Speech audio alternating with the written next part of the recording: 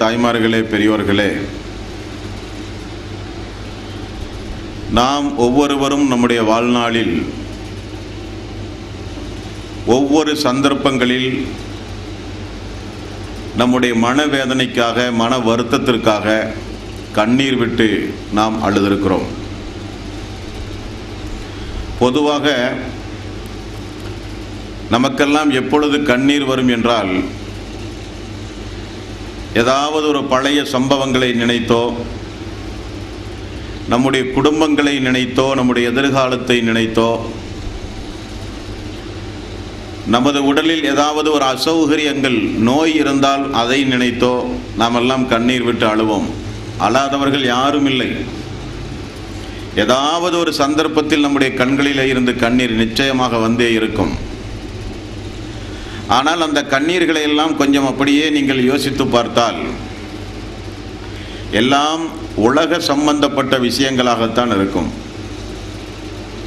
நாம் யாரையாவது அளவுக்கு அதிகமாக நேசித்திருப்போம். அவர்கள் திடீரென மரணத்தை விட்டிருப்பார்கள்.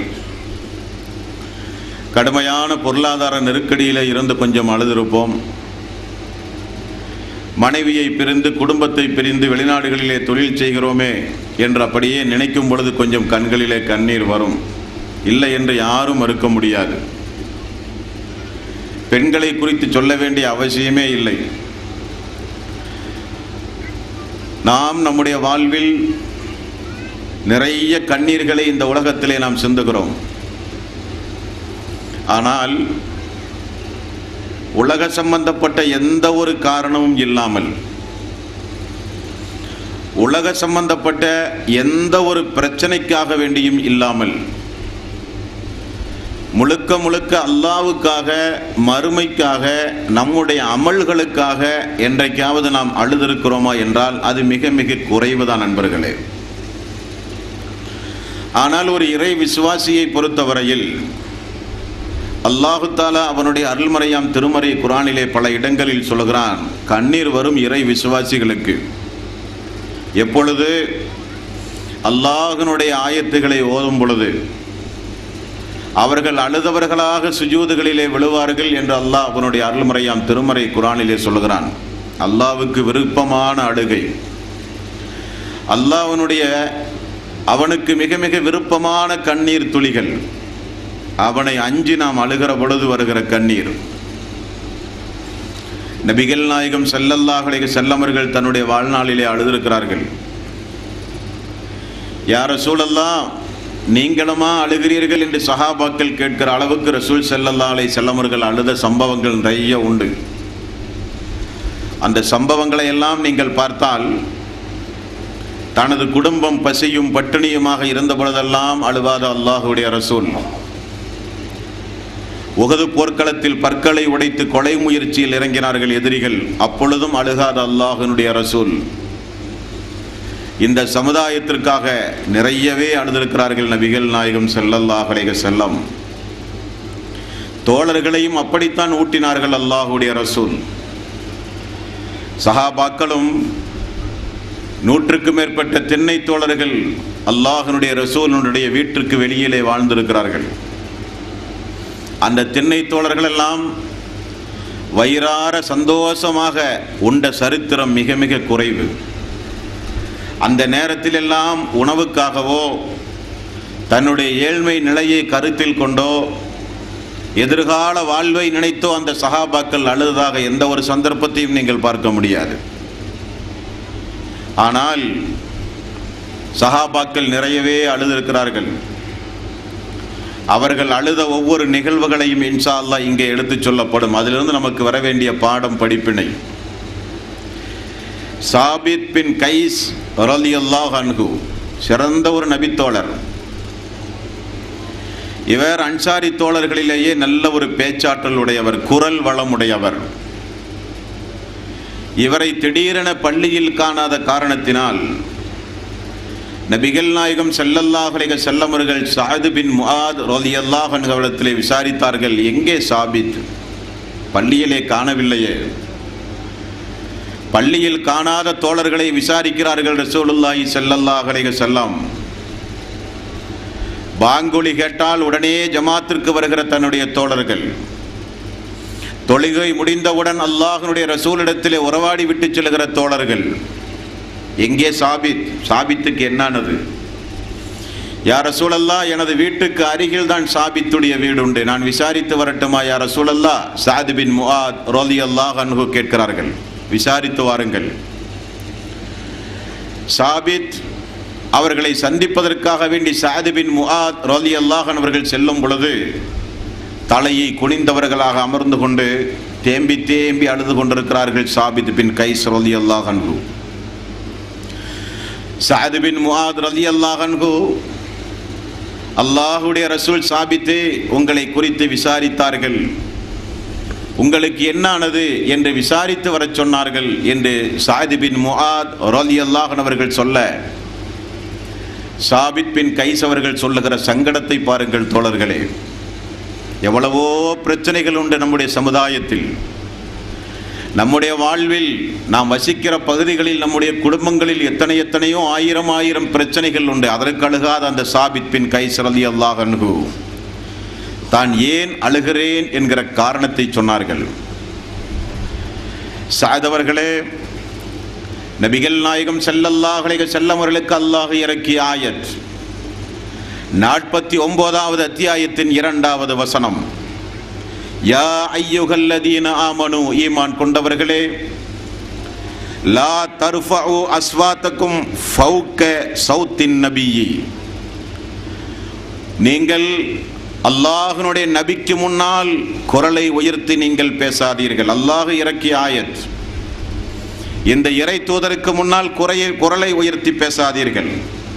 வலா தஜ்ஹரு லஹு பில் கௌலி கஜஹரி பஅலிக்கும் லிபஅல், உங்களில் ஒருவர் மற்றொருவரை அழைப்பதைப் போல இந்த தூதரை நீங்கள் அழைக்காதீர்கள். அப்படி நீங்கள் செய்தால் அன் தஹ்பத அமாலுக்கும் வ அன்தும் லா தஷ்உரூன், உங்களுக்கே தெரியாமல் உங்களுடைய அமல்களை நான் அழித்து விடுவேன் என்று அல்லாஹ் ரப்பல் ஆலமீன் எச்சரிக்கை செய்கிறான். அல்லாஹ் எப்பொழுது அமல்களை அழிப்பான்? அல்லாஹ்வுக்கு இணைகள் வைக்கும் போது. வேறு வேறு பாவங்களை செய்தால் அமல்கள் அழிந்து போகாது. அல்லாஹ்வுக்கு இணை கற்பித்தால் மறு நிமிடம் நம்முடைய வாழ்வில் செய்த அனைத்து நல்ல அமல்களும் அழிந்து நாசமாய் போய்விடும். அடுத்ததாக அல்லாஹ் பயன்படுத்துகிற வாசகம், என்னுடைய தூதருக்கு முன்னால் உங்களில் ஒருவர் மற்றவரை அழைத்து குரலை உயர்த்தி சப்தம் போட்டு பேசுவதைப் போல எனது தூதருக்கு முன்னால் நீங்கள் சத்தத்தை உயர்த்தி பேசினால் அமல்கள் அழிந்து போவது உங்களுக்கே தெரியாது என்று அல்லாஹ் எச்சரிக்கையாக ஆயத்தை இறக்கினான். நபிகள் நாயகம் ஸல்லல்லாஹு அலைஹி வஸல்லம் அவர்கள் சமுதாயத்திலே ஓத ஆரம்பித்தார்கள் இந்த ஆயத்தை. அதிலிருந்து இந்த சாபித் பின் கைஸ் அவர்களை சபையிலே காணவில்லை. நான் அல்லாஹ்வுடைய ரசூலுக்கு முன்னால் எத்தனை முறை நான் குரலை உயர்த்தி பேசியிருக்கிறேன், என்னுடைய அமல்கள் எல்லாம் அழிந்து நாசமாகிவிட்டதே சாதவர்களே. நான் செய்த எத்தனையோ நற்கர்மங்கள் அல்லாஹ்வுக்காக, அல்லாஹ்வுடைய ரசூல் சொன்னார்கள் என்பதற்காக, என்னுடைய வாழ்வில் சொர்க்கத்திற்காக வேண்டி நான் சேமித்து வைத்த பொக்கிஷங்கள், என்னுடைய நல்ல இபாதத்துகள், அந்த அமல்கள் எல்லாம் அழிந்து போய்விட்டதே என்று அழுதார்கள். அவருடைய பிரச்சனை என்னவென்று கேட்டறிந்த சஅத் பின் முஆத் ரலியல்லாஹு அன்ஹு அல்லாஹ்வுடைய ரசூலிடத்திலே வந்து சொன்னார்கள், யா ரசூலல்லாஹ், சஅதுடைய பிரச்சனை இதுதான். உடனே நபிகள் நாயகம் ஸல்லல்லாஹு அலைஹி வஸல்லம் அவர்கள் சொன்னார்கள், சாபித்திடத்திலே போய் சொன்னுங்கள், அவர் நரகவாசி அல்ல, அவர் சொர்க்கவாசி. என்ன காரணம்? சாபித் அவர்கள் இயற்கையாகவே குரலை உயர்த்தி பேசுகிறவர். சாதாரணமாக பேசுகிற மக்கள் தூதருக்கு முன்னால் வந்து குரலை உயர்த்தி பேசினால் தான் அல்லாஹ்வுடைய சட்டம் பொருந்தும். இயற்கையாகவே பிலால் அவர்களைப் போல, சாபித் பின் கைஸ் அவர்களைப் போல குரலை உயர்த்தி பேசுகிற மக்களுக்குரிய சட்டம் அல்ல அது. இயற்கைக்கு மாற்றமாக தூதருக்கு முன்னால் குயரை உயர்த்தி பேசுகிற மக்களுக்குரிய சட்டம் என்று சொல்லி சாபித் அவர்கள் சொர்க்கவாசி என்று சொல்லுங்கள் என்றார்கள் நபிகள் நாயகம் ஸல்லல்லாஹு அலைஹி வஸல்லம். புகாரி என்கிற நபிமொழி தொகுப்பில் 3613வது நபிமொழியாக நீங்கள் பார்க்கலாம். நம்முடைய வாழ்வில் செய்து போன அமல்கள் அழிந்து போய்விட்டதே என்பதற்காக வேண்டி அழுத ஒரு நபித்தோழர். நாம் ஒவ்வொருவரும் நம்முடைய சக்திக்கு உட்பட்டு நிறைய அமல்களை செய்கிறோம். தொழுகை, நோன்பு, ஜக்காத், ஹஜ், நிறைய வணக்க வழிபாடுகளை செய்கிறோம். இந்த அமல்கள் எல்லாம் பாதுகாத்து கொண்டிருக்கிறோமா என்பதில் கொஞ்சம் நாம் கவனம் செலுத்த வேண்டும். அமல்கள் செய்வது முக்கியமல்ல, அந்த அமல் நம்மோடு தான் உண்டுமா? மரணிக்கின்ற வரை இந்த அமலை பாதுகாக்கக்கூடிய நடவடிக்கைகளில் நாம் ஈடுபடுகிறோமா? அல்லது செய்கிற அமலை யாரையாவது பலாய் முசீபத்துகளை பேசி, புறம் பேசி, அவதூறுகளை பேசி, செய்த அமல்களை வேறு வேறு மனிதர்களுக்கு கொடுத்து மறுமை நாளில் திவாலானவர்கள் என்று அல்லாஹ்வுடைய ரசூல் சொல்லுகிற பட்டியலில் நாம் இருக்கிறோமா என்று கொஞ்சம் நாம் யோசித்து பார்க்க வேண்டும். உமர் ரலியல்லாஹு அன்ஹு அவர்கள் சொன்னார்கள், அல்லாஹ் மறுமை நாளில் உங்களை நிறுத்தி விசாரணை செய்வதற்கு முன்னால் தினசரி உங்களை நீங்களே விசாரித்துக் கொள்ளுங்கள். இன்றைக்கு நாம் இரவில் தூங்கச் செல்லும் போது நாம் செய்த நற்கர்மங்கள் என்ன, நாம் செய்த அநியாயங்கள் என்ன, நாம் செய்த பாவம் என்ன, நாம் செய்த அமல் நம்மோடு தான் உண்டுமா அல்லது யாரையாவது பற்றி பேசி கீசி அவர்களுக்கு நம்முடைய அமல்களை கொடுத்துவிட்டு நாம் உறங்குகிறோமா என்று தினசரி நம்முடைய வாழ்வை ஒரு சுய பரிசோதனை செய்ய வேண்டும் என்பதற்கு ஒரு பாடம் சாபித் பின் கைஸ் ரலியல்லாஹு அன்ஹுடைய வாழ்க்கையில் நடந்த ஒரு சம்பவம். அமல்கள் அழிந்து போய்விட்டது. பொருளாதாரம் நஷ்டமடைந்தால் கூட உலகத்தில் சம்பாதிப்பதற்கு ஒரு வாய்ப்புண்டு. வேறு வேறு ஏதாவது இழப்புகள் துனியாவில் ஏற்பட்டால் சஹாபாக்கள் சகித்துக் கொள்வார்கள். ஊரை துறந்து வந்தவர்கள் அவர்கள். அனைத்தையும் அல்லாஹ்வுக்காக வேண்டி தூக்கி வீசி வந்த சஹாபாக்களுக்கு அந்த நேரத்தில் அழுகாத அந்த தோழர்கள் அமல்கள் அழிந்து போய் விட்டது, குரல்களை உயர்த்தி பேசினால் உங்களுக்கே தெரியாமல் அமல்கள் அழிந்து போகும் என்று அல்லாஹ் எச்சரிக்கை செய்து விடுகிறானே, நம்முடைய அமல்கள் எல்லாம் அழிந்து போய் விட்டது என்று அழுதவர்கள் சஹாபாக்கள். அதற்காக வேண்டி அழ வேண்டும். நாம் கொஞ்சம் திரும்பி பார்க்க வேண்டும் கடந்து வந்த பாதையை. நம்முடைய வயது என்ன, அந்த வயதுக்கு ஏற்ற அமல்கள் நம்மிடத்திலே உண்டுமா? கஷ்டப்பட்டு இரத்தத்தை எல்லாம் வியர்வையாக மாற்றி ஆரோக்கியத்தை எல்லாம் இழந்து அனுபவிக்க வேண்டிய இளமை பருவத்தை எல்லாம் தியாகம் செய்து நிறைய நாம் சொத்து சேர்த்தி இருக்கிறோம் நம்முடைய மக்களுடைய எதிர்காலத்திற்காக. நம்முடைய மரணத்திற்கு பிறகு நம்முடைய சந்ததிகள் கையேந்தி விடக்கூடாது என்பதற்காக, நம்முடைய மரணத்திற்கு பிறகு நம்முடைய மக்கள் இந்த சமுதாயத்தில் அந்தஸ்தோடு வாழ வேண்டும் என்பதற்காக நிறைய சேமிப்புகளை இந்த உலகத்தில் நாம் சேமித்து வைத்திருக்கிறோம். ஆனால் நம்முடைய மரணத்திற்கு பிறகுள்ள மறுமைக்காக வேண்டியுள்ள சேமிப்புகள் நம்முடைய வாழ்விலே என்ன, அது உண்டுமா இல்லையா? அது இல்லாவிட்டால் அதை அதிகப்படுத்துவதற்கு என்ன வழி? செய்கிற அமலை யாருக்காக வேண்டியும் நாம் இழந்துவிடக்கூடாது. நாம் செய்கிற அமலில் நாம் சொர்க்கம் செல்ல வேண்டும். திவாலானவன் யார் தெரியுமா? யா ரசூலல்லாஹ், யாரிடத்தில் வெள்ளி நாணயங்களும் தங்கங்களும் இல்லையோ அவர்கள்தானே. அவர்களல்ல திவாலானவர்கள், அவர்களல்ல திவாலானவர்கள். திவாலானவர்கள், போண்டியானவர்கள் யார் என்றால், எல்லாம் இருந்தும் கண் சிமிட்டும் நேரத்திற்குள் அனைத்தையும் இழந்தவர்கள் தான் திவாலானவர்கள். பெரிய கோடீஸ்வரர், பூகம்பத்தால், சுனாமையால், பெருமழையால், எரிமலையால் அனைத்தையும் இழந்து வீதியில் இருக்கிறார்களே, அவர்கள் தான் திவாலானவர்கள். மறுமை நாளில் சொர்க்கத்திற்குரிய அமல்களை எல்லாம் சேகரித்துக் கொண்டு சொர்க்கத்துடைய வாசலிலே வந்து நிற்பார்கள். அல்லாஹு தஆலா ஒரு அறிவிப்பு செய்வான், இப்பொழுது பழி தீர்க்கப்படும், பழி தீர்த்த பிறகுதான் நரகவாசி நரகத்திற்கும் சொர்க்கவாசி சொர்க்கத்திற்கும் செல்லப்படுவார் என்கிற ஒரு அறிவிப்பு. அந்த வாய்ப்பை நம்மால் பாதிக்கப்பட்ட மக்கள் எல்லாம் பத்திரமாக பாதுகாத்து வருவார்கள் மறுமை நாளில். நம்மோடு வாழ்ந்த நம்முடைய மனைவி, நம்மோடு நம்மை பெற்று வளர்த்திய நம்முடைய தாய், நம்மோடு நட்பு வைத்திருக்கிற நம்முடைய நண்பர்கள் எல்லாம் அந்த நாளில் மறுமை நாளில் அல்லாஹ்வுடைய நீதிமன்றத்தில் முறையிடுகிற ஒரு வாய்ப்பு கிடைத்தவுடன் தாய் மகனை பார்த்து சொல்லுவாள், அல்லாஹுவே, பெற்று வளர்த்திய இவன் என்னை வீட்டை விட்டு அடித்து துரத்தினான் யா அல்லாஹ், 4 பேர் மத்தியில் கேவலப்படுத்தினான் யா அல்லாஹ், சம்பளம் வாங்காத ஒரு வேலைக்காரியாக என்னை நடத்தினான் யா அல்லாஹ். தாயினுடைய புகார், தந்தைமார்களுடைய புகார், மனைவிகளுடைய புகார், மக்களுடைய புகார், புகார்களுக்கு ஏற்றவாறு நம்முடைய நன்மைகள் அந்த நாளில் எடுத்து கொடுக்கப்படும். அபராதம் என்ன மறுமை நாளில்? காசு பணம் அல்ல.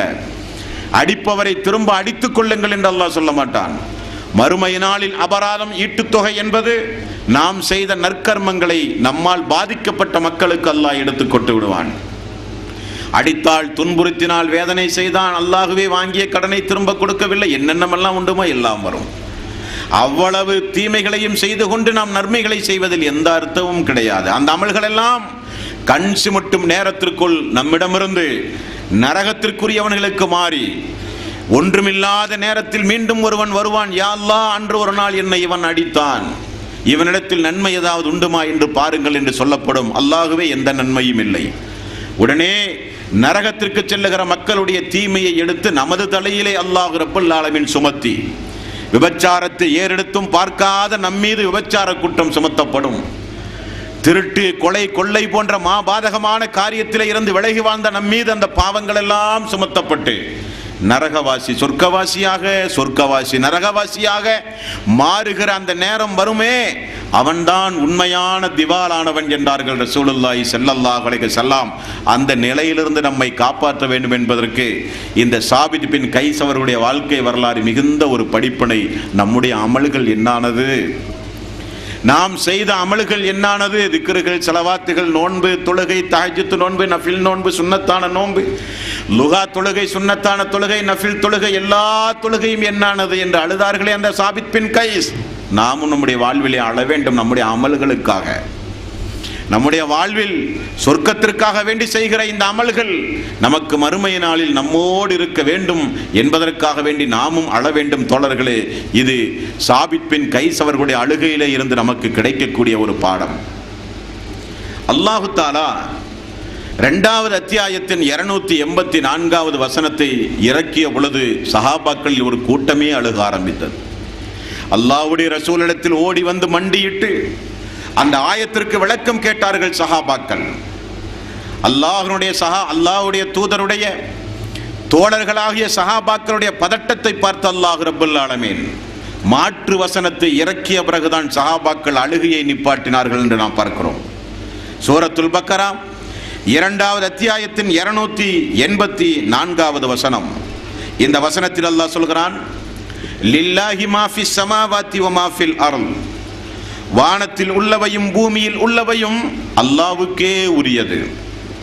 வ இன் துபுது மா ஃபி அன்ஃபுசிக்கும் அவ் துஹ்ஃபூஹு யுஹாசிபுக்கும் பிஹில்லாஹ், உள்ளத்தில் நீங்கள் மறைத்து வைத்திருந்ததையும் வெளிப்படுத்தியதையும் அல்லாஹ் நிச்சயம் மறுமை நாளிலே கொண்டு வருவான் என்கிற ஆயத். உள்ளத்தில் எத்தனையோ தீமைகளை நாம் மறைத்து வைத்திருக்கிறோம். நம்முடைய ஆயுள் காலத்தில் எத்தனையோ பாவங்கள் செய்ய வேண்டும் என்று மனதிலே நாம் எண்ணி இருக்கிறோம். உள்ளத்தில் நீங்கள் மறைத்து வைத்ததையும் உள்ளத்தில் நீங்கள் நாவினால் நீங்கள் வெளிப்படுத்தியதையும் அல்லாஹ் நிச்சயம் அந்த நாளில் வெளியே கொண்டு வந்து விசாரிப்பான் என்கிற ஆயத். சஹாபாக்கள் ஓடி வந்தார்கள் அல்லாஹ்வுடைய ரசூலிடத்தில், யா ரசூலல்லாஹ், தொழுகை, நோன்பு, ஜக்காத், ஹஜ் போன்ற எத்தனையோ வணக்கங்களை நாங்கள் செய்கிறோம். அல்லாஹ் என்ன சொல்கிறான்? உள்ளத்தில் உள்ளதையெல்லாம் விசாரணைக்கு கொண்டு வருவேன் என்று அல்லாஹ் சொல்லுகிறானே, யா ரசூலல்லாஹ், நாங்கள் என்ன செய்ய? ரசூலுல்லாஹி ஸல்லல்லாஹு அலைஹி வஸல்லம் அவர்கள் திரும்ப அழகாக சொன்னார்கள், அப்படி பேசாதீர்கள். உங்களுக்கு முன்னால் சென்று போன சமுதாயம் அழிவதற்கு என்ன காரணம்? வேதத்தை நம்புகிறோம், ஆனால் அதன்படி நடக்க மாட்டோம் என்று சொன்னார்கள். நீங்கள் அப்படி சொல்லாதீர்கள். கட்டுப்பட்டோம், செவிதாய்த்தோம், எங்களுடைய ரப் அப்படி சொன்னால் நாங்கள் ஏற்றுக்கொள்கிறோம் என்று சொல்லி நீங்கள் பழகுங்கள் என்று சொன்னவுடன், யா ரசூலல்லாஹ், நாங்கள் கட்டுப்படுகிறோம், யா ரசூலல்லாஹ், நாங்கள் செவிசாய்க்கிறோம், யா ரசூலல்லாஹ், அழுதவர்களாகவே சொன்னார்கள் சஹாபாக்கள். அல்லாஹு தஆலா உடனே திரும்ப அடுத்து இறக்கிய ஆயத், ஆமனர் ரசூல் பிமா உன்சில இலைஹி மிர் ரப்பிஹி வல் முஃமினூன், இந்த தூதரும் தூதரோடு இருக்கிற இறை விசுவாசிகளும் அல்லாஹ் இறக்கி வைத்த வேதத்தை நம்பி விட்டார்கள். குல்லுன் ஆமன பில்லாஹி வ மலாயிகத்திஹி வ குதுபிஹி வ ருசுலிஹி, மேலும் அந்த இறை விசுவாசிகள் அல்லாஹுவையும் வேதத்தையும் தூதர்களையும் விசுவாசம் செய்கிறார்கள். லா நுஃபர்ரிகு பைன அஹதிம் மிர் ருசுலிஹி, தூதர்களுக்கு மத்தியிலே பாகுபாடு காட்ட மாட்டோம் என்றும் அவர்கள் சொல்லுகிறார்கள். வகாலு சமிஅனா வ அத்தஅனா உஃப்ரானக ரப்பனா வ இலைக்கல் மசீர், நாங்கள் கட்டுப்பட்டோம், செவிசாய்த்தோம் என்றும் அவர்கள் கூறிவிட்டார்கள். அல்லாஹ் உடனே சொல்கிறான், லா யுகல்லிஃபுல்லாஹு நஃப்ஸன் இல்லா உஸ்அஹா, எந்த ஒரு ஆத்மாவையும் சக்திக்கு மீறி அல்லாஹ் ரப்பல் ஆலமீன் சோதிக்க மாட்டான் என்று சொன்னவுடன் தான் சஹாபாக்கள் அழுகையை நிப்பாட்டினார்கள் என்று நாம் பார்க்கிறோம். உள்ளம் குறித்து அவர்களுக்கு உள்ள ஒரு பயம், உள்ளத்தில் எவ்வளவோ தீய காரியங்கள் வந்து போகிறது, அதையெல்லாம் அல்லாஹ் ரப்பல் ஆலமீன் மறுமை நாளிலே விசாரணைக்கு கொண்டு வந்தால் நம்முடைய நிலைமை என்னாவது? உள்ளம் குறித்து அஞ்சினார்கள் சஹாபாக்கள், உள்ளம் குறித்து பயந்தார்கள். உள்ளத்தில் உள்ளதையெல்லாம் அல்லாஹ் மறுமை நாளிலே விசாரணைக்கு கொண்டு வந்தால் நரகத்துடைய வேதனையை அனுபவிக்காமல் யாரும் சொர்க்கம் செல்ல முடியாது என்கிற நிலை உருவாகும். ஆகவேதான் அல்லாஹ் லா யுகல்லிஃபுல்லாஹு நஃப்ஸன் இல்லா உஸ்ஸஹா, சக்திக்கு அற்பாற்பட்டு அல்லாஹ் ரப்பல் ஆலமீன் சோதிக்க மாட்டான் என்ற ஆயத்து இறங்கியவுடன் ஆஸ்வாசம் அடைந்தார்கள் அந்த சஹாபாக்கள். சஹாபாக்களை பொறுத்தவரையில் உள்ளம் குறித்து எப்பொழுதுமே பயந்து கொண்டிருப்பார்கள். ரசூலுல்லாஹி ஸல்லல்லாஹு அலைஹி வஸல்லம் மரண நேரத்தில் ஹுதாஃபா ரலியல்லாஹு அன்ஹு அவர்களை அழைத்து மதீனாவிலே இருக்கிற முனாஃபிக்குகள் மொத்தம் எத்துணை பேர்கள் என்கிற ஒரு பட்டியலை கையிலே எழுதி கொடுத்து மரணித்தார்கள் அல்லாஹ்வுடைய ரசூல். உதைபா ரலியல்லாஹு அன்ஹுடைய கையில் அந்த பட்டியல் இருப்பதை அணிந்தார்கள் உமர் ரலியல்லாஹு அன்ஹு. உமர் அவர்கள் தன்னுடைய ஆட்சி காலத்தில் உதைபா ரலியல்லாஹு அன்ஹு அவர்களை அழைத்தார்கள். உதைபா அவர்களே, அல்லாஹ்வுடைய ரசூல் தந்த அந்த பட்டியலை கொஞ்சம் தாருங்கள், படித்துவிட்டு திரும்ப தருகிறேன் என்றார். கொடுக்க முடியாது, இது அமானிதம் என்றார்கள் உதைபா ரலியல்லாஹு அன்ஹு. வஹி எழுதுகிற ஒரு தோழர், இது கொடுக்க முடியாது, எல்லோரும் வாசிக்கிற பட்டியல் அல்ல இது. இந்த பட்டியல் இஸ்லாமிய மார்க்கத்தில் யாருக்கு முனாஃபிகளுக்கு எங்கும் முக்கியமான பதவிகள் கொடுக்கப்படக்கூடாது. முனாஃபிக்குகளை கண்டறிந்தவர்களுக்கு இமாமத்தை நிறுத்தக்கூடாது. முனாஃபிக்குகளை கண்டறிந்தவர்களை நாம் பேசுகிற ரகசிய அவைகளில் அமர விடாமல் இருப்பதற்காக, முக்கியமான நிகழ்வுகள் நடக்கக்கூடிய நேரங்களில் அவர்களை இனம் கண்டு சமுதாயத்தில் ஒதுக்கி வைக்க வேண்டும் என்பதற்காக வேண்டிய அல்லாஹ்வுடைய ரசூல் தந்த பட்டியல். இது விளம்பரப்படுத்தவோ நோட்டீஸ் எடுத்து வெளியிடவோ முடியாது என்றார்கள். பல முறை திரும்ப திரும்ப கேட்டார்கள் உமர் அவர்கள். கடைசியில் உமர் ரலியல்லாஹு அன்ஹு அவர்கள் சொன்ன வாசகம் என்ன தெரியுமா? உதைபாவே, என்னிடத்தில் படிப்பதற்கு நீங்கள் தர முடியாவிட்டாலும் ஹத்தாபினுடைய மகன் உமருடைய பெயர் அதில் உண்டுமா என்று கேட்டார்கள். இந்த உமருடைய பெயர் அந்த பட்டியலில் உண்டுமா என்று பார்த்து மட்டும் சொன்னால் போதும் என்று சொன்னார்கள். பயந்தார்கள் சஹாபாக்கள். உள்ளத்தில் நிஃபாக் வந்து விடக்கூடாது, உள்ளத்தில் நயவஞ்சகத்தனம் வந்து விடக்கூடாது, நம்முடைய வாழ்வில் என்றைக்கும் 2 நிலைகள் நம்முடைய வாழ்விலே வந்துவிடக் கூடாது என்பதற்காக வேண்டி பயந்தார்கள் அந்த சஹாபாக்கள். உதைபா ரலியல்லாஹு அன்ஹு அவர்களை பார்ப்பதற்காக வேண்டி ஒரு நாள் அபூபக்கர் சித்திக் அவர்கள் வந்தார்கள் நலன் விசாரிக்க. எப்படி இருக்கிறீர்கள்? உங்களுடைய தோழர் உதைபா முனாஃபிக் ஆகிவிட்டார் என்று சொன்னார். அபூபக்கர் சித்திக் அவர்களுக்கு ஒன்றும் புரியவில்லை. என்ன தோழரை சொல்லுகிறீர்கள்? ஆமாம், உங்களுடைய தோழர் உதைபா முனாஃபிக் ஆகிவிட்டார். எப்படி, கொஞ்சம் விவரமாக சொல்லுங்களேன். நாம் ரசூலுல்லாஹி ஸல்லல்லாஹு அலைஹி வஸல்லம் சபையில் இருக்கும் பொழுது அல்லாஹ்வுடைய ரசூலுடைய உபதேசங்களை கேட்டால் நரகத்தை குறித்து பயமும் சொர்க்கத்தை குறித்துள்ள ஆசையும் நமக்கு வருகிறது. நமக்கு மறுமையை குறித்துள்ள அச்சம் உண்டாகிறது, அல்லாஹ்வை பறித்துள்ள பயம் வருகிறது. அல்லாஹ்வுடைய ரசூலுடைய சபையை விட்டும் நாம் வெளியே வந்து கடை தெருவுக்கோ வீட்டுக்கோ வந்தால் அவைகளெல்லாம் மறந்து போய் உலக ஆசாபாசங்கள் உள்ளத்திலே ஏறுகிறது. உள்ளத்தில் 2 எண்ணம் வந்தால் அது முனாஃபிக் தானே. அபூபக்கர் அவர்களே, அல்லாஹ்வுடைய ரசூலோடு இருக்கும் பொழுது மறுமையுடைய அச்சம், வீட்டுக்கு வந்தாலும் துனியாவுடைய அச்சம், துனியாவுடைய ஆசாபாசம். உள்ளத்தில் இப்படி 2 எண்ணங்கள் வந்தால் அது நிஃபாக் தான் என்றார்கள் உதைபா ரலியல்லாஹு அன்ஹு. அபூபக்கர் அவர்கள் சொன்னார்கள், எனக்கும் அப்படி உண்டு, எனக்கும் அப்படிப்பட்ட நிலைகள் வருவதுண்டு. 2 பேரும் அல்லாஹ்வுடைய ரசூலிடத்திலே வந்தார்கள், சம்பவங்களை சொன்னார்கள். நபிகள் நாயகம் ஸல்லல்லாஹு அலைஹி வஸல்லம் அவர்கள் சொன்னார்கள், உண்மைதான், அதுதான் ஈமானின் அடையாளம். ஆனால் எனது உரைகளை கேட்கும் போது எனது சபையில் இருக்கிற அந்த அச்சம் உங்களுடைய வாழ்வில் தொடர்ந்து இருக்க வேண்டுமானால், எப்பொழுதும் இறை அச்சத்தோடு மறுமை சிந்தனையோடு நீங்கள் இருக்க வேண்டுமானால், நீங்கள் முடிந்தவரை உங்களுடைய நாவுகளின் மூலம் அல்லாஹ்வை தஸ்பீஹ் செய்து கொண்டே இருங்கள். அப்படி நீங்கள் செய்யும் பொழுது அல்லாஹ் விசேஷமான ஒரு வானவரை உங்களுக்கு தருவான். அந்த வானவர் நீங்கள் கடை வீதிக்கு செல்லும் பொழுதும் உங்களோடு இருப்பார், படுக்கை அறைக்கு செல்லும் பொழுதும் உங்களை கட்டிப்பிடித்து முசாபகா செய்து கொண்டே இருப்பார். சைத்தான் உங்களை விட்டும் தூரமாகுவான். ஹல்லலா, அது அப்படியும் இருக்கும் இப்படியும் இருக்கும் என்றார்கள் ரசூலுல்லாஹி ஸல்லல்லாஹு அலைஹி வஸல்லம். ஹல்லலா ரலியல்லாஹுடைய வாழ்க்கையிலே நடந்த ஒரு சம்பவம். அப்படியானால் நாம் நம்முடைய வாழ்வில் நம்முடைய உள்ளம் குறித்து கொஞ்சம் கவலைப்பட வேண்டும். உள்ளத்தில் நிஃபாக் வந்து விடக்கூடாது. உள்ளம் குறித்து கவலைப்பட்டார்கள் சஹாபாக்கள், அழுதார்கள் சஹாபாக்கள். அப்படிப்பட்ட ஒரு அழுகை நம்முடைய வாழ்விலே வேண்டும். அமல்கள் குறித்துள்ள அழுகை, நம்மை குறித்து சிந்தித்துள்ள அழுகை. நம்முடைய நிலைமை என்ன மறுமை நாளில்? நம்முடைய எதிர்காலம் என்ன? நம்முடைய நீண்டகால நோய் இல்லாத, மரணம் இல்லாத, முதுமை இல்லாத, பலகீனம் இல்லாத, நினைத்ததையெல்லாம் உண்டு வாழக்கூடிய அந்த மறுமை நாளில் சொர்க்கத்து பேரின்பத்தை அடைகிற அந்த வாய்ப்பை நாம் அடைந்து விட்டோமா? அதற்குரிய சேமிப்புகள் நம்முடைய வாழ்விலே உண்டுமா? நாம் எப்படி இந்த உலகத்தில் வாழ்ந்து கொண்டிருக்கிறோம்? நம்முடைய உள்ளம் தூய்மையானதாக இருக்கிறதா என்றெல்லாம் நாம் நினைக்க வேண்டும், கொஞ்சம் கண்ணீர் விட வேண்டும் என்பதற்குரிய சம்பவங்கள் இந்த சம்பவங்கள்.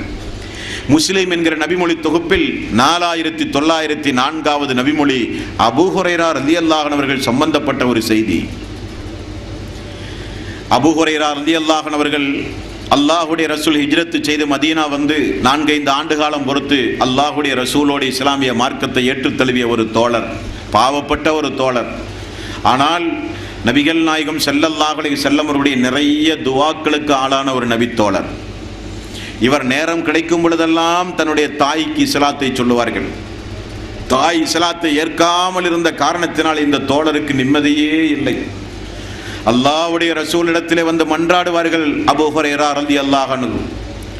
தாயிடத்தில் ஒரு நாள் இப்படி இஸ்லாமிய பிரச்சாரம் செய்யும் போது தாய் மிக கடுமையாக இஸ்லாத்தையும் அல்லாஹ்வுடைய ரசூலையும் கொஞ்சம் நாவு கூசுகிற வகையிலே கொஞ்சம் ஏசி விடுகிறார்கள். தாங்க முடியவில்லை அபூ ஹுரைரா ரலியல்லாஹு அன்ஹு அவர்களுக்கு. அழுது கொண்டே ஓடி வந்தார்கள் அல்லாஹ்வுடைய ரசூலிடத்தில். யா ரசூலல்லாஹ், எனது தாயை பார்த்தீர்களா? இணை வைத்து நரகத்துடைய படுகொலையிலே வாழ்ந்து கொண்டிருக்கிற எனது தாய், நான் இஸ்லாத்தை எடுத்துச் சொல்லும் பொழுது உங்களை ஏசி விட்டார்கள் யா ரசூலல்லாஹ், என்னால் தாங்க முடியவில்லை என்று அழுக ஆரம்பித்தார்கள். அல்லாஹ்வுடைய ரசூலே, எனது தாய்க்கு இஸ்லாமிய மார்க்கம் ஹிதாயத்து கிடைக்க அல்லாஹ்விடத்திலே கொஞ்சம் பிரார்த்தனை செய்யுங்களேன் யா ரசூலல்லாஹ் என்று சொன்னார்கள். நபிகள் நாயகம் ஸல்லல்லாஹு அலைஹி வஸல்லம், அல்லாஹுவே, அபூ ஹுரைராவின் தாயாருக்கு நீ ஹிதாயத்து கொடுப்பாயாக என்று அல்லாஹ்வுடைய ரசூல் பிரார்த்தனை செய்தார்கள். பிரார்த்தனை செய்த சந்தோஷம் அபூ ஹுரைராவுக்கு. சந்தோஷம் என்றால் நான் அந்த அளவுக்கு சந்தோஷம் அடைந்தேன். அல்லாஹ்வுடைய ரசூல் எனது தாயாருக்காக வேண்டி பெயர் குறிப்பிட்டு செய்த துவா. கொஞ்ச நேரத்தில் நான் வீட்டுக்கு சென்றேன். வீட்டுக்கு சென்றால் நான் வருகிற எனது காலடி ஓசை சப்தத்தை கேட்ட எனது தாய், அபூ ஹுரைராவே வெளியே நில் என்றார்கள். நான் வெளியே நீண்ட நேரம் நின்றேன். உள்ளே குளிக்கிற சப்தம் எனக்கு கேட்டது. அபூ ஹுரைரா அவர்கள் சொல்லுகிறார்கள், குளிக்கிற சப்தம் எனக்கு கேட்டது. கொஞ்ச நேரத்தில் எனது தாய் வாசலை திறந்து வெளியே வந்தால் தன்னை போர்த்தி கொண்டு குளித்து தூய்மையடைந்து வந்து அஸ்ஹது அல்லா இலாஹ இல்லல்லாஹ் அஸ்ஹது அன்ன முஹம்மதர் ரசூலுல்லாஹ் என்று கலிமாவை சொல்லி இஸ்லாத்தை ஏற்றுக்கொண்டார்கள். எனக்கு சந்தோஷம் தாங்க முடியவில்லை. மீண்டும் நான் அழுது கொண்டே ரசூலுல்லாஹி ஸல்லல்லாஹு அலைஹி வஸல்லம் இடத்திலே ஓடி வந்தேன். யா ரசூலல்லாஹ், அல்லாஹு தஆலா உங்களுடைய பிரார்த்தனையை அங்கீகரித்து விட்டான். எனது தாய் இஸ்லாமிய மார்க்கத்தை ஏற்றுக்கொண்டு விட்டார்கள். எனக்கும் எனது தாயாருக்கும் மீண்டும் ஒரு பிரார்த்தனை செய்யுங்கள் யா ரசூலல்லாஹ் என்று மீண்டும் அழுக ஆரம்பித்தார்கள் அபூ ஹுரைரா ரலியல்லாஹு அன்ஹு. ரசூலுல்லாஹி ஸல்லல்லாஹு அலைஹி வஸல்லம் என்ன செய்ய வேண்டும் என்று கேட்டார்கள். என்னையும் என்னுடைய தாயையும் இந்த இஸ்லாமிய சமுதாயம் நேசிக்க வேண்டும். என்னை எப்படி இந்த மக்கள் நேசிக்கிறார்களோ அதே போல எனது தாயையும் இந்த மக்கள் நேசிக்க வேண்டும். இந்த சமுதாயத்தையும் நானும் எனது தாயும் நேசிக்க வேண்டும். யா ரசூலல்லாஹ், அல்லாஹ்விடத்திலே ஒரு பிரார்த்தனை செய்யுங்கள் என்றார்கள். ரசூலுல்லாஹி ஸல்லல்லாஹு அலைஹி வஸல்லம், அல்லாஹுவே, இந்த சின்ன அடியாருடைய இந்த கோரிக்கையை நீ ஏற்றுக்கொள்வாயாக என்று பிரார்த்தனை செய்தார்கள். அபூ ஹுரைரா சொல்கிறார், அல்லாஹு தஆலா அந்த துஆவை அங்கீகரித்த காரணத்தினால்தான் இந்த உலகத்தில் இருக்கிற எல்லோரும் எனது பெயரை கேட்டால் கொஞ்சம் என் மீது மதிப்பும் மரியாதையும் வைத்திருக்கிறார்கள் என்று அபூ ஹுரைரா ரலியல்லாஹு அன்ஹு அவர்கள் சொன்ன செய்தி முஸ்லிம் என்கிற நபிமொழி தொகுப்பில் 4904வது நபிமொழியாக நீங்கள் பார்க்கலாம். என்றால் இங்கே நமக்குரிய பாடம் என்ன சகோதரர்களே? இங்கே நமக்குரிய பாடம் என்ன? நமக்கும் தாயுண்டு, நமக்கும் மனைவிமார்கள் உண்டு, நமக்கும் பிள்ளைகள் உண்டு, நமக்கும் இரத்த பந்த உறவுகள் உண்டு. நம்முடைய குடும்பங்களில் யாராவது தொழாவிட்டால் அவர்களுக்காக வேண்டி ஒரு நாளாவது நாம் ஒரு சிறிய முயற்சி எடுத்து தொழுகையை குறித்து பேசியிருப்போமா? நம்முடைய அருமை மனைவி தியாகம் செய்து நமக்காக வேண்டி வாரிசுகளை பெற்றுத் தருவதற்காக வேண்டி தியாகம் செய்வதை மிகப்பெரிய தியாகியாக நம்முடைய மனைவி நம்மோடு வாழ்ந்து கொண்டிருக்கிறாளே, தொழாமல் நோன்பு வைக்காமல் மார்க்கத்திற்கு புறம்பான காரியங்களை செய்து கொண்டு வாழ்கிற மனைவிக்காக வேண்டி என்னைக்காவது ஒரு சொட்டு கண்ணீர் நம்முடைய கண்களிலே வந்திருக்குமா? கணவனுக்காக வேண்டி மனைவிமார்கள் என்றைக்காவது அழுதிருப்பார்களா? நாம் உண்டு, நம்முடைய குடும்பம் உண்டு. எப்படியாவது நம்முடைய கணவன் சம்பாதித்து வந்து நமக்கு தேவையான ஆடம்பர பொருள்களை வீடுகளிலே வாங்கி குவித்து அண்டை வீட்டுக்காரனை போல சமுதாயத்தில் இருக்கிற பெண்களை போல சந்தோஷமாக வாழ்ந்தால் போதும். கணவன் தொழுதாலும் சரி, தொழாவிட்டாலும் சரி, கணவன் வட்டிக்கு பொருளாதாரத்தை திரட்டினாலும் சரி, திரட்டாவிட்டாலும் சரி, எப்படி போனாலும் நான் நிம்மதியோடு இருக்க வேண்டும் என்று நினைக்கக்கூடிய பெண்கள் தான் சமுதாயத்திலே உண்டு. நம்மை பெற்று வளர்த்திய தாய், நமக்காக வேண்டி ஓடாய் உழைக்கிற நம்முடைய தந்தை இஸ்லாமிய மார்க்கத்திற்கு புறம்பாக நடந்தாலோ, மார்க்கத்தை விட்டு வெளியேறி ஹராமான காரியங்களை செய்து அவர்கள் வாழ்ந்தாலோ, அவர்களுக்காக வேண்டி ஒரு சொட்டு கண்ணீர் நம்முடைய வாழ்விலே சிந்தி இருப்போமா சகோதரர்களே? மறுமையை கொஞ்சம் யோசித்து பாருங்கள். இந்த மனைவி, இந்த மக்கள், இந்த தாய், இந்த தந்தை நமக்கு மறுமை நாளில் சொர்க்கத்தில் ஒன்றாக இருக்க வேண்டுமானால் நாம் நம்முடைய குடும்பத்தை பாதுகாக்க வேண்டும் நரகத்திலே இருந்து. யா அய்யுஹல்லதீன ஆமனூ கு அன்ஃபுஸக்கும் வ அஹ்லீக்கும் நாரா. ஈமான் கொண்டவர்களே, உங்களையும் உங்களது குடும்பத்தாரையும் எரிகின்ற நரக நெருப்பிலிருந்து பாதுகாத்துக் கொள்ளுங்கள் என்று அல்லாஹ் சொல்கிறான். அபூ ஹுரைரா அவர்களுக்கு அதுதான் சங்கடம், கஷ்டம். நாம் இந்த மார்க்கத்தை ஏற்றுக்கொண்டோம். நம்மை பெற்று வளர்த்திய நம்முடைய தாய் அல்லாஹ்வுக்கு இணை வைத்த நிலையிலேயே இருக்கிறார்களே. யா ரசூலல்லாஹ், ஹிதாயத்து கிடைக்க துஆ செய்யுங்கள் யா ரசூலல்லாஹ். மன்றாடுகிறேன், தினசரி பேசுகிறேன், போராட்டம் நிகழ்த்துகிறேன், எனது தாய்க்கு ஹிதாயத்து கிடைக்க அல்லாஹ்விடத்திலே துஆ செய்யுங்கள் யா ரசூலல்லாஹ் என்று அபூ ஹுரைரா ரலியல்லாஹு அன்ஹு அவர்கள் குடும்பத்திற்காக வேண்டி அழுதிருக்கிறார்கள். பெற்ற தாய்க்காக அழுதிருக்கிறார்கள் அபூ ஹுரைரா ரலியல்லாஹு அன்ஹு. அன்பார்களே, நம்முடைய கண் எதிரே நம்முடைய தாயையோ, நம்முடைய கண் எதிரே நம்முடைய தந்தையையோ, பெற்றோர்களுடைய கண் எதிரே பிள்ளைகளையோ அல்லாஹ் ரப்பல் ஆலமீன் மறுமை நாளில் 70 முழ சங்கிலியால் கட்டி வானவர்களின் மூலம் அடித்து விரட்டி நரகத்தில் தூக்கி எறிகிற அந்த காட்சி நம் கண் எதிரே பார்த்தால் பார்க்கிற சக்தி நமக்கு கிடையாது. இப்ராஹிம் அலைஹிஸ்ஸலாத்து வஸ்ஸலாம் அல்லாஹ்வுடைய நண்பர். அந்த இப்ராஹிம் நபியினுடைய தந்தையை அல்லாஹ் ரப்பல் ஆலமீன் மறுமை நாளில் நரகத்தினுடைய அடித்தளத்திலே இருந்து மேல் தளத்திற்கு அல்லாஹு தஆலா தூக்கி வீசுகிறான். புலியினுடைய முகத்தை போல, கழுதையினுடைய முகம் போல முகம் மாற்றப்பட்டு தூக்கி வீசப்படுவதை பார்த்து இப்ராஹிம் அலைஹிஸ்ஸலாத்து வஸ்ஸலாம், அல்லாஹுவே எனது தந்தை, அல்லாஹுவே எனது தந்தை, அல்லாஹுவே இந்த நாளில் இதைவிட ஒரு இழிவு எனக்கு வேறொன்றும் இல்லை என்று கதறி அழுத சம்பவம் ஹதீசுகளிலே நம்மால் பார்க்க முடிகிறது. ஆகவே நம்முடைய குடும்பங்களுடைய ஹிதாயத்திற்காக அல்லாஹ்விடத்தில் பிரார்த்தனை செய்ய வேண்டும். ரப்பனா லா துஜிய குலூபனா பஅத இத் ஹதைதனா வஹப் லனா மின் லதுன்க ரஹ்மா இன்னக அன்தல் வஹ்ஹாப். அல்லாஹ்வே, எங்களுக்கு எங்களுடைய உள்ளத்தை நீ நேர்வழி காட்டிய பிறகு, எங்களுடைய உள்ளத்தை இந்த தௌஹீதின் பக்கம் நீ திருப்பிய பிறகு, எங்களுடைய உள்ளம் தடம் புரண்டு செல்லாமல் நீதான் யா அல்லாஹ் பாதுகாக்க வேண்டும். உன்னுடைய அருளும் உன்னுடைய கிருபையும் எங்களுக்கு இருக்க வேண்டும் யா அல்லாஹ் என்று அல்லாஹ்விடத்திலே பிரார்த்தனை செய்ய வேண்டும். என்றைக்கும் நம்முடைய வாழ்வில் பிரார்த்தனையில் ஒன்றை நாம் மறந்துவிடக் கூடாது. நாமெல்லாம் பிரார்த்தனை செய்யக்கூடியவர்கள் தான்.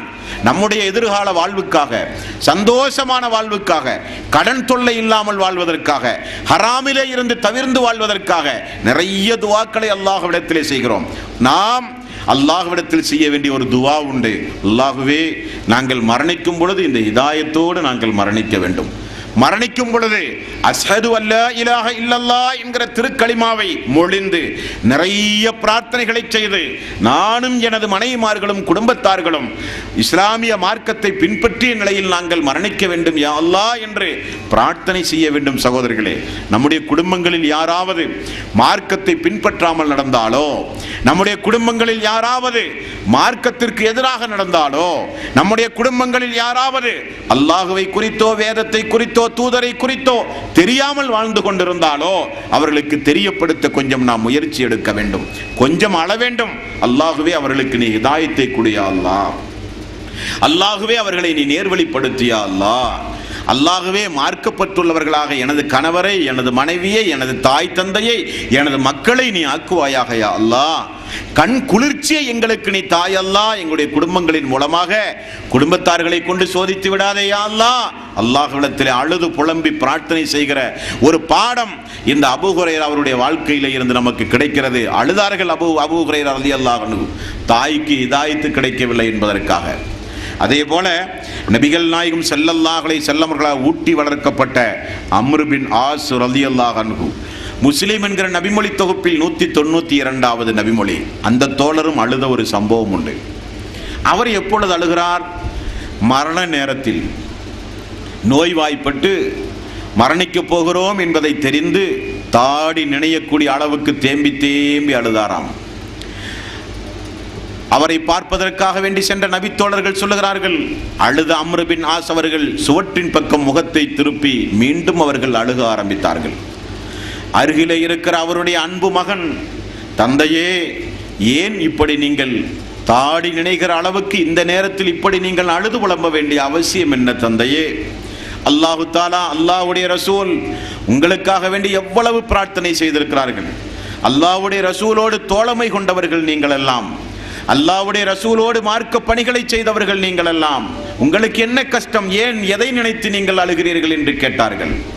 அம்ர் பின் ஆஸ் ரலியல்லாஹு அன்ஹு அவர்கள் சொன்ன பதில் நம்முடைய வாழ்வில் மிகப்பெரிய பாடத்திற்குரிய சம்பவம். இந்த அம்ர் பின் ஆஸ் ரலியல்லாஹு அன்ஹு யார் தெரியுமா?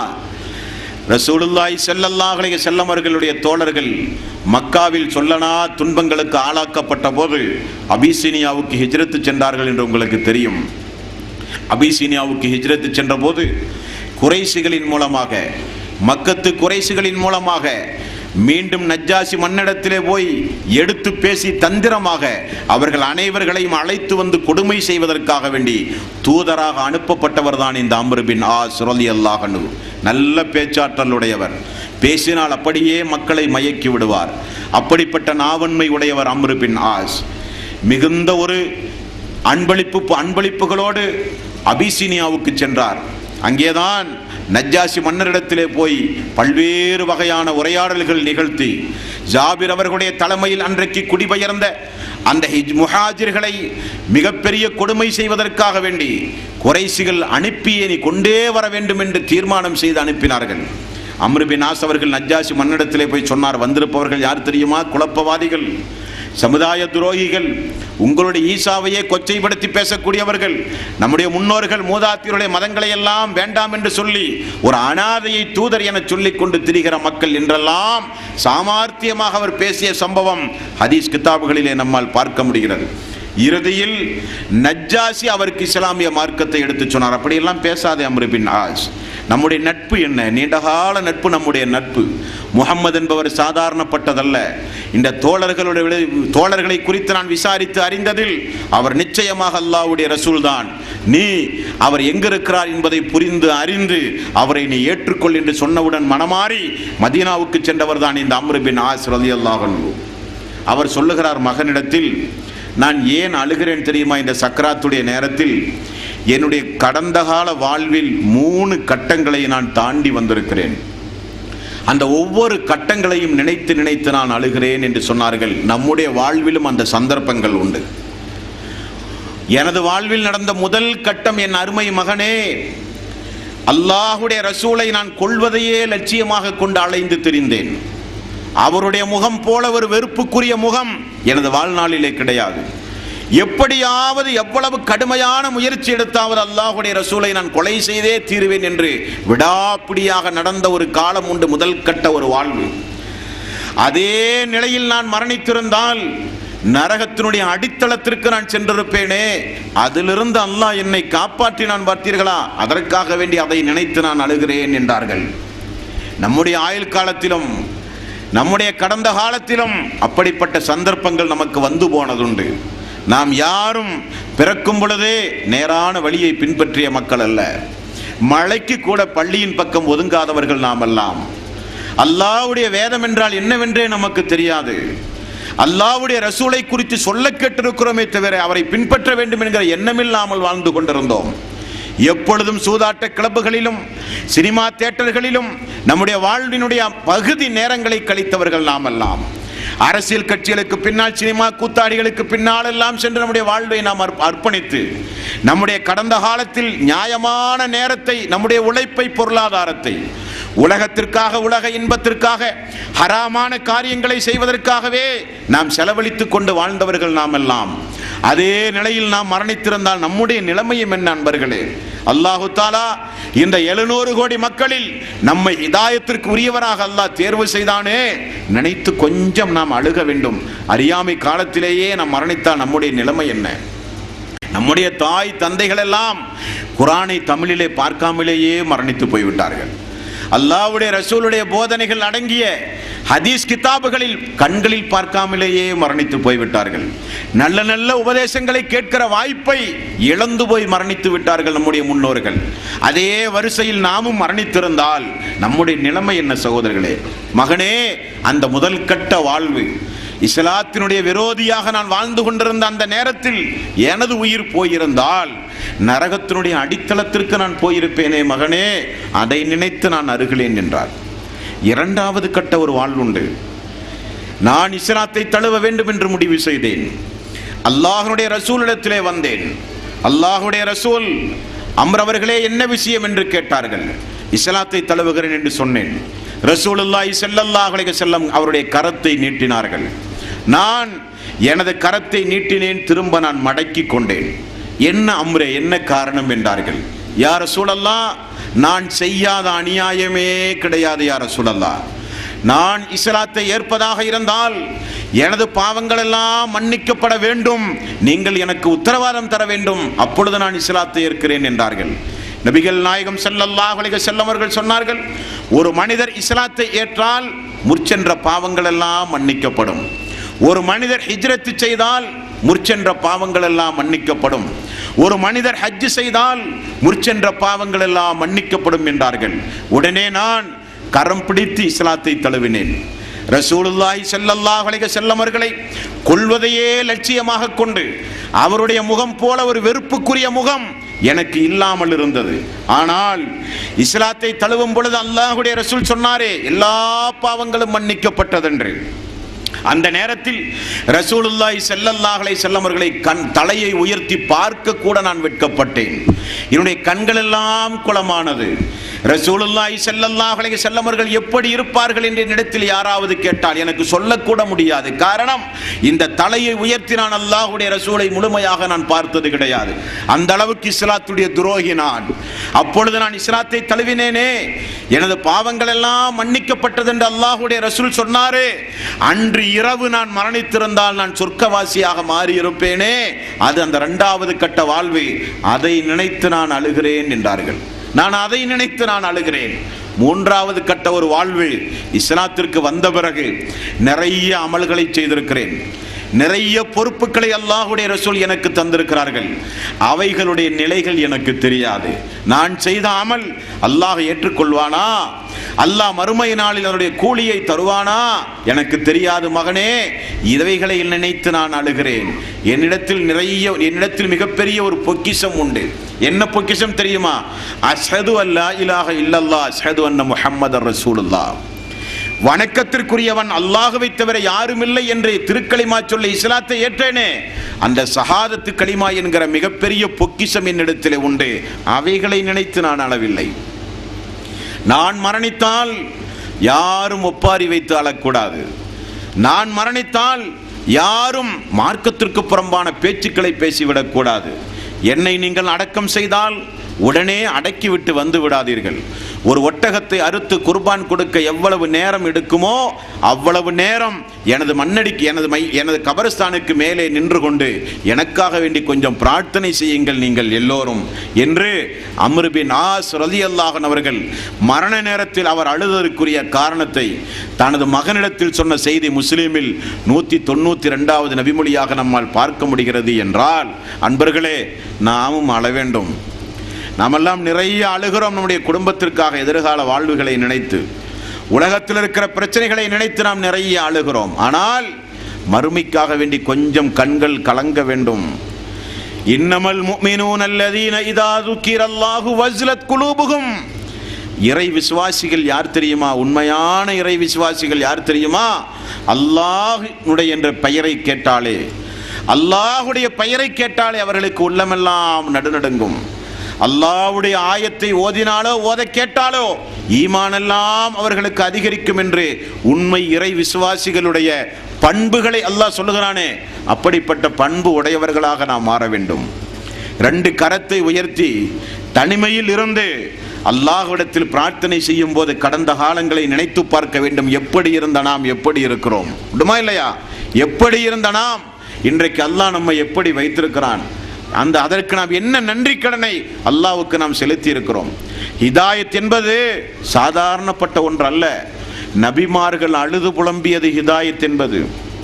நூஹ் அலைஹிஸ்ஸலாத்து வஸலாம் 950 ஆண்டு காலம் இந்த உலகத்தில் வாழ்ந்தும் மகனுக்கு ஹிதாயத்து கிடைக்கவில்லை, அவருடைய மனைவிக்கு ஹிதாயத்து கிடைக்கவில்லை. உலகத்தையே அல்லாஹ் ரப்புல் ஆலமீன் அழைத்தான் அவருடைய காலத்தில். அழுது புலம்பினார், அல்லாஹ் எனது மகன், அல்லாஹ் எனது மகன், அவர் உனது குடும்பத்தை சார்ந்தவர் அல்ல என்று அல்லாஹ் சொல்லிவிட்டார். நூஹ் நபி கதறி அழுதார், மகனுக்காக, மனைவிக்காக கதறி அழுதார், கொஞ்சம் ஹிதாயத்து கிடைப்பதற்காக வேண்டி. இப்ராஹிம் அலைஹிஸ்ஸலாத்து வஸ்ஸலாம் தன்னுடைய தந்தைக்காக வேண்டி கதறி அழுதார், ஆஜருக்காக. கோயில் பூசாரியாக, உருவச்சிலைகளை செய்து வணங்கி வழிபடுகிற கோயில் பூசாரியாக இருக்கிறார் தனது தந்தை. அழுதார் இப்ராஹிம் அலைஹிஸ்ஸலாத்து வஸ்ஸலாம் தந்தைக்காக, தந்தையினுடைய ஹிதாயத்திற்காக வேண்டி அழுதார். ரசூலுல்லாஹி ஸல்லல்லாஹு அலைஹி வஸல்லம் அவர்கள் சிறிய வயதிலேயே தாயையும் தந்தையும் இழந்த அல்லாஹ்வுடைய ரசூலை வளர்த்தி ஆளாக்கிய அவர் அபூ தாலிப் அழுதார்கள். ரசூலுல்லாஹி ஸல்லல்லாஹு அலைஹி வஸல்லம் கொஞ்சம் ஹிதாயத்து கிடைக்க வேண்டும் என்பதற்காக. அல்லாஹ் சொல்லிவிட்டான், நீங்கள் நாடியவர்களுக்கெல்லாம் ஹிதாயத்து கிடைக்காது, நான் நாட வேண்டும் என்று அல்லாஹ் சொன்னான். அல்லாஹ் யாருக்கு ஹிதாயத்தை கொடுத்தான் பார்த்தீர்களா? ஃபிரௌனுடைய மனைவிக்கு கொண்டு போய் ஹிதாயத்தை கொடுத்தான். கொடுமைக்காரன், இஸ்லாமிய மார்க்கத்தை பின்பற்றுகிற எல்லோரையும் கொள்வதையே லட்சியமாக கொண்டு வாழ்ந்தவன் கொடுமைக்காரன். நான் தான் கடவுள் என்று சொன்ன கொடுமைக்காரனுடைய வீட்டுக்கு ஹிதாயத், நபிமார்களுடைய மனைவிகளுக்கு ஹிதாயத்து இல்லை என்றால், ஹிதாயத் என்பது சாதாரணப்பட்ட ஒன்று அல்ல. அதை தந்தானே அல்லாஹ், அதை மரணிக்கின்ற வரை அல்லாஹ் நாங்கள் பாதுகாக்க வேண்டும், நாங்கள் நேர்வழியிலே இருக்க வேண்டும், எங்களுக்கு நீ உதவி செய்தால் தான் யா அல்லாஹ் அது நடக்கும் என்று நம்முடைய ஹிதாயத்திற்காக கொஞ்சம் நாம் அழ வேண்டும். எப்படியெல்லாமோ வாழ்ந்த நம்மை அல்லாஹு தாலா இந்த மார்க்கத்திலே கொண்டு வந்து நுழைத்து ஓரளவுக்கு இன்றைக்கு தொழுவதற்கு மனமில்லாத மக்கள் இருக்கிற காலம், ரமலானுடைய மாதம் என்று இருந்தும் கூட நோன்பு வைக்க மனமில்லாத மக்கள் உண்டுமா இல்லையா? இஸ்லாத்தில், இஸ்லாமிய மார்க்கத்தில் உண்டு. அவர்களுக்கு நல்ல செய்திகளை கேட்க மாட்டார்கள், உபதேசங்களை கேட்டால் எங்கே திருந்த வேண்டி வருமோ என்று உபதேசத்தையே கேட்க மாட்டார்கள். அவர்களுக்கு திருக்குரான் படிக்க எண்ணமே கிடையாது. ஆனால் அல்லாஹு தாலா இந்த புனிதமிக்க ரமலானுடைய மாதத்தில் இத்துணை மணி நேரமாகியும் கூட அதிகாலை பொழுது நம்முடைய பணியிடங்களுக்கு செய்ய வேண்டிய வேலைகளுக்கு செய்ய வேண்டிய நம்ம உலக சம்பாத்தியங்களுக்கு உழைக்க வேண்டிய உழைப்புகள் இருந்தும் கூட இந்த நேரத்தை உயிர்ப்பித்து நல்லமல்கள் செய்ய வேண்டும், நல்ல செய்திகளை கேட்க வேண்டும் என்று அல்லாஹ் நம்மை தேர்வு செய்து இந்த இடத்திற்கு கொண்டு வந்தானே, அதற்கு அல்லாஹ்விடத்திலே சுஜூது செய்து நாம் பிரார்த்தனை செய்ய கடமைப்பட்டிருக்கிறோம். அல்லாஹ் இந்த நிலையை கொஞ்சம் நீட்டித்தாயா அல்லாஹ். எங்களுடைய குடும்பங்களில் ஹிதாயத்து பெறாத மக்கள் உண்டு, அவர்களுக்கெல்லாம் கொஞ்சம் ஹிதாயத்து கொடு அல்லாஹ். அல்லாஹுவே இந்த ஹிதாயத்தை மரணிக்கின்றவரை எங்களுக்கு நீட்டித்தாயா அல்லாஹ். அல்லாஹுவே நாங்கள் இஸ்லாமிய மார்க்கத்தில் உறுதிபட நடக்க வேண்டும், அமல்களை அதிகம் அதிகம் செய்ய வேண்டும், ஹராமான காரியத்தில் இருந்து ஒதுங்கி வாழ வேண்டும். முஸ்லீமாக நாங்கள் வாழுகிற நேரத்தில் எங்களுடைய உயிரை நீ கைப்பற்றி யா அல்லாஹ் என்றெல்லாம் அல்லாஹ்விடத்தில் மறுமைக்காக, சொர்க்கத்திற்காக, நரகத்தை கொஞ்சம் பயந்து, அல்லாஹுவை கொஞ்சம் பயந்து பிரார்த்தனை செய்கிற நன்மக்களாக நாம் மாற வேண்டும். அல்லாஹ்வுடைய அடியார்களே, எல்லாம் வல்ல அல்லாஹு தாலா எதை நாம் கேட்டோமோ அதன் அடிப்படையில் வாழ்ந்து மரணிக்கின்ற நல்லவர்களாக அல்லாஹ் நம் அனைவர்களையும் ஆக்கி அருள் புரிவானாக. வாஹிர் தவானா அனில் ஹம்துலில்லாஹி ரப்பில் ஆலமீன். அஸ்ஸலாமு அலைக்கும் வரஹ்மத்துல்லாஹி